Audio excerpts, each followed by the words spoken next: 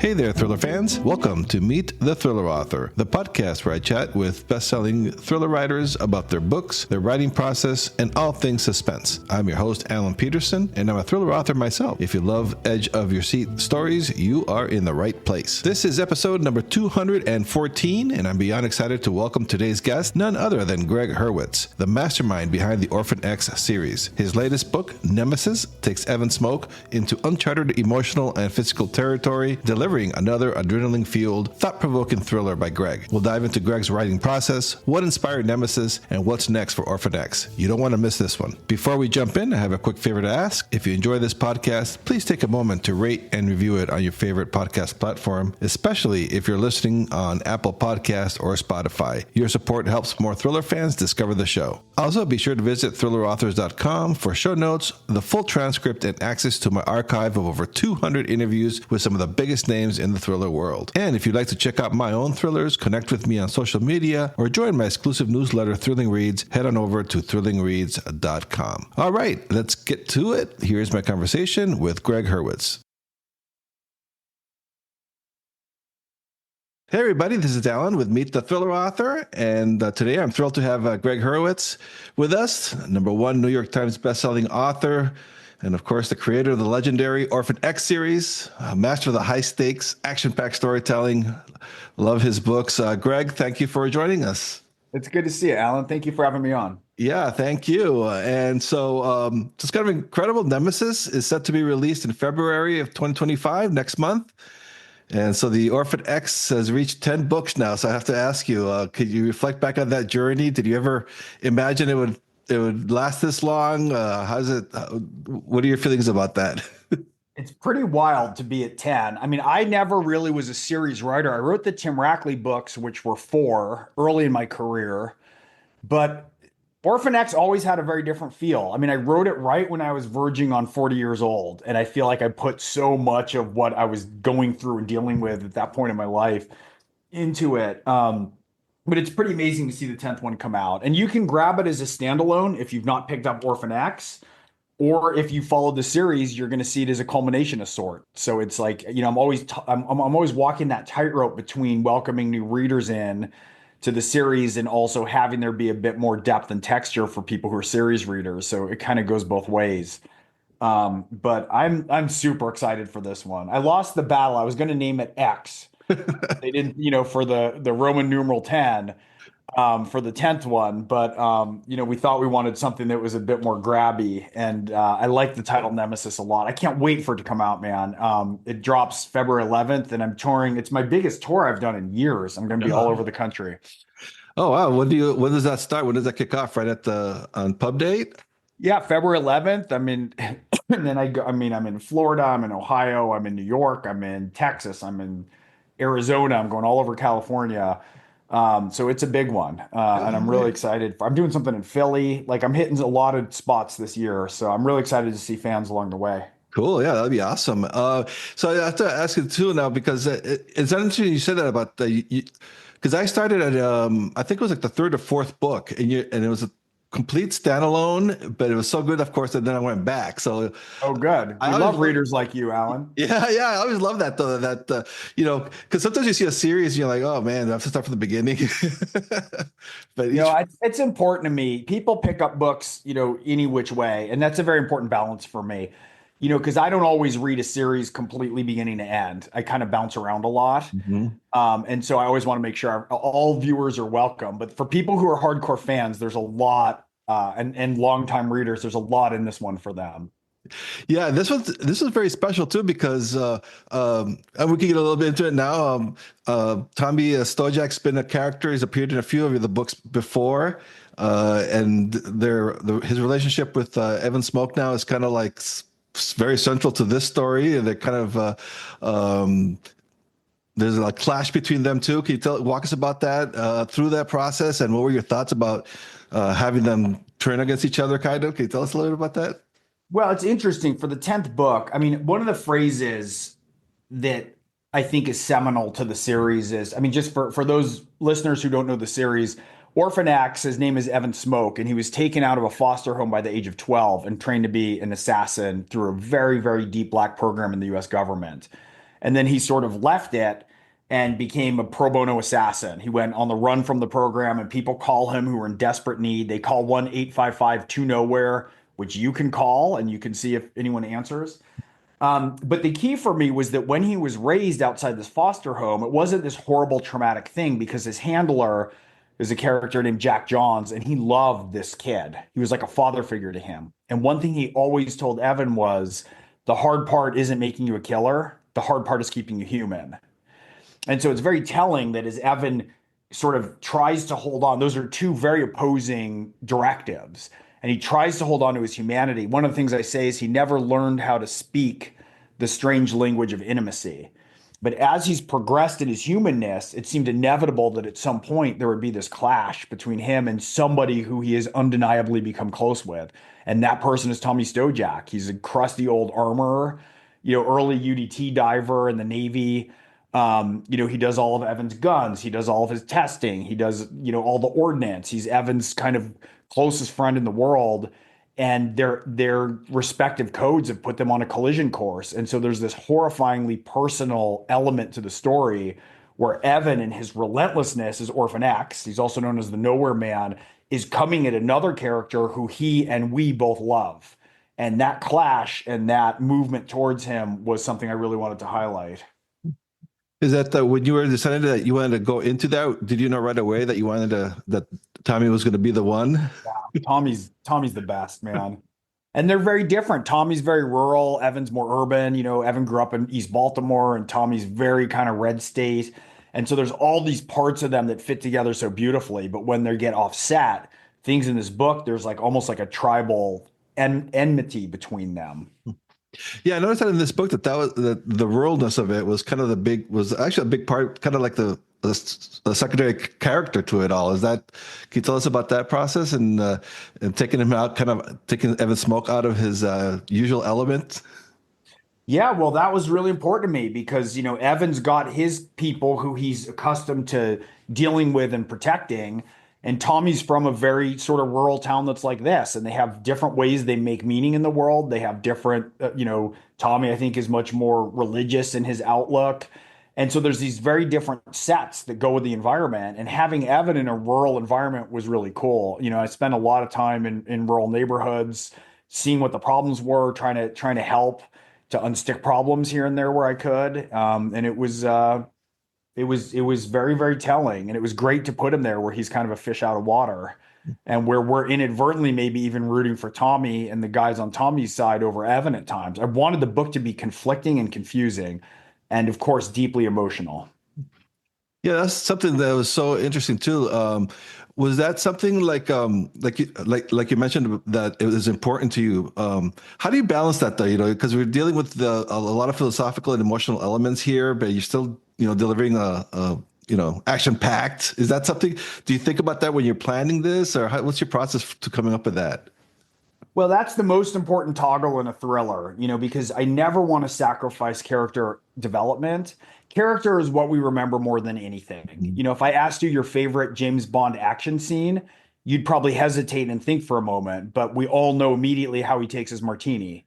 What draws us is the character and spending time with that character, but it's got to be wrapped in propulsive action or suspense. And so the toggling between those is so important. And the key really is to have the suspense progressing as character gets illuminated along the way, that they're part and parcel. So, oftentimes I'm asked, what's more important, character or plot? And I always think that plot is nothing more than character and motion. And if you can marry those two elements, then you really have it cooking. So when Evan's in a suspense sequence or there's an action scene or some violence perpetrated, how he contends with it is unique to him. It won't read like a Jack Reacher action sequence or Jason Bourne action sequence. It has to read like it's of Orphan X and that he has his own stamp on it, and that stamp is of his character. And you mentioned that you went out to the rural areas for your research process, and your books always incorporate a lot of cutting edge technology. So kind of worried about that. Curious about that process. How much research do you put into like a book before you actually start writing the story?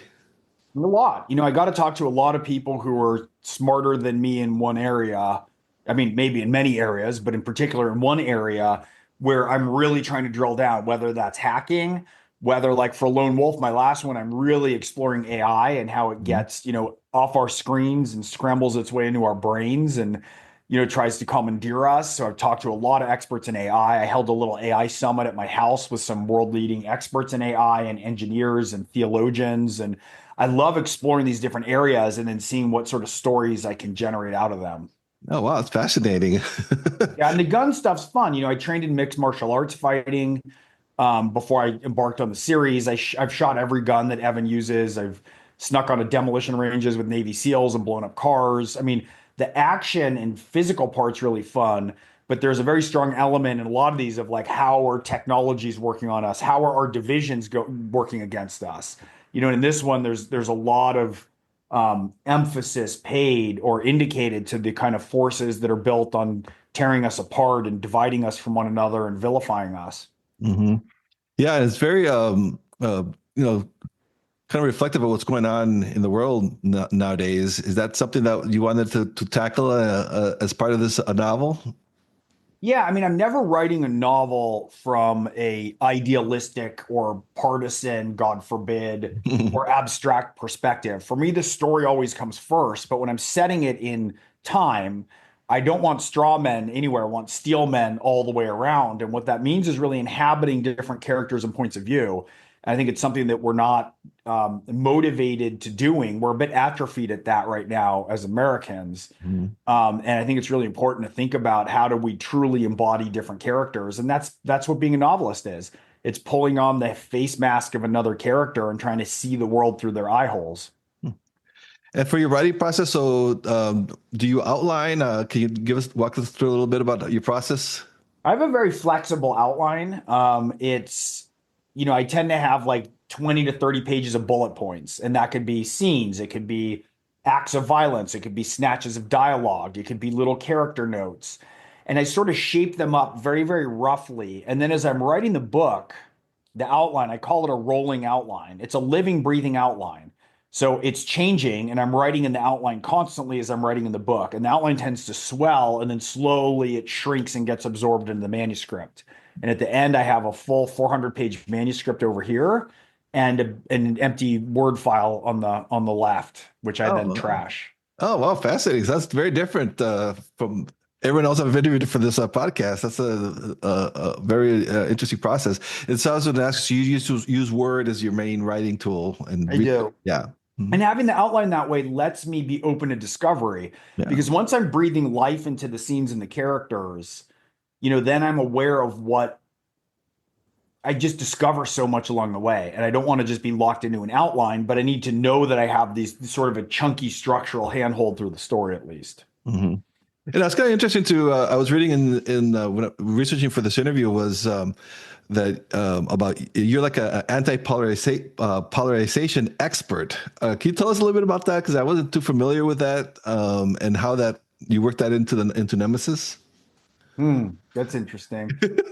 Well, I'd say that the example that I gave about being a novelist, trying to embody different viewpoints, Yeah. I've always done that in politics. And so I've been done a lot of work opposing extremism and trying to build bridges and pull differing sides together since about 2015.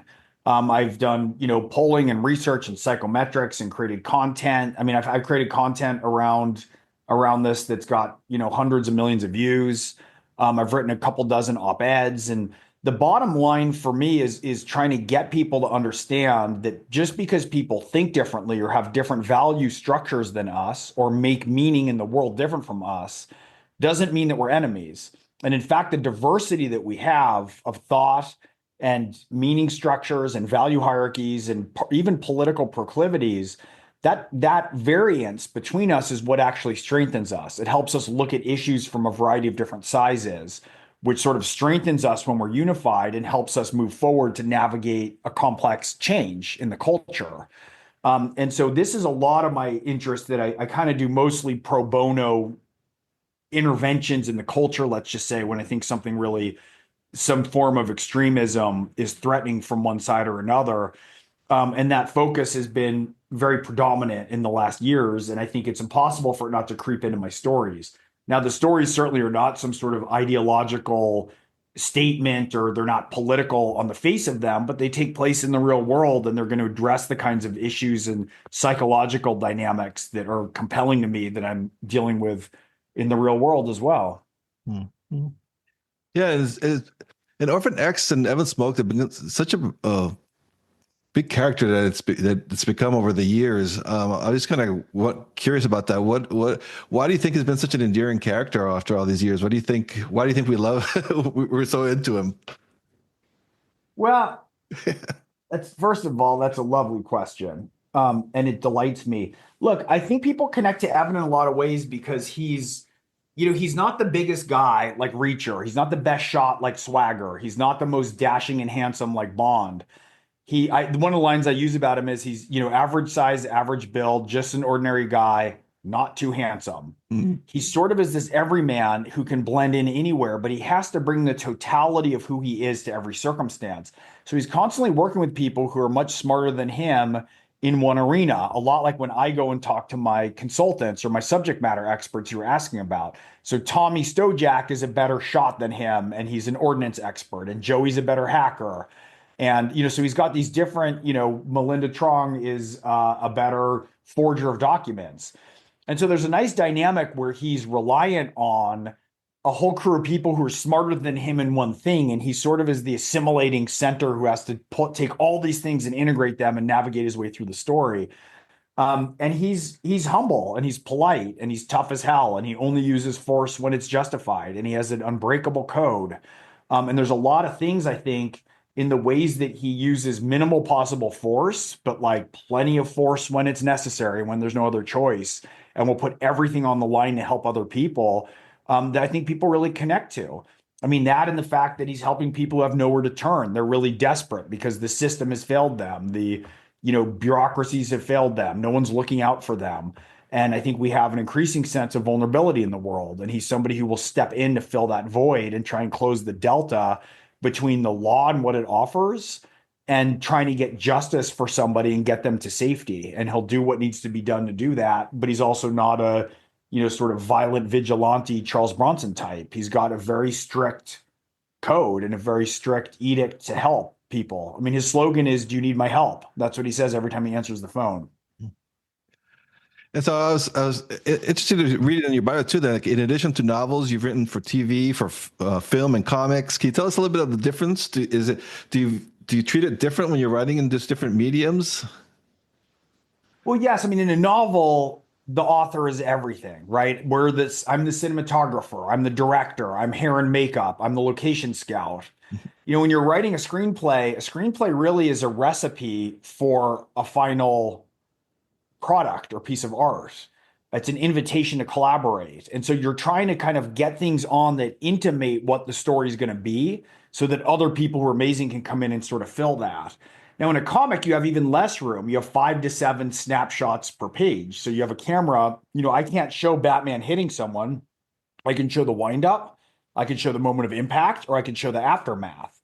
And sometimes what's more compelling in a story is just to show the aftermath, and we come in on that, right? So that can suggest things back to me for certain scenes. And I've written action scenes in Orphan X where he describes everything that's going to happen, and then I just cut away from the scene, and then 4 chapters later, the people who were his target show up with all the matching injuries that he said he would inflict on them. I mean, so there's a lot of ways that we to play with these things differently. But the other ones that are not novels are much more collaborative, and I'm reliant on experts and artists to make me look like I'm a better writer than I am. I mean, that's always the aim: is everyone's got to bring what they have to make everything shine.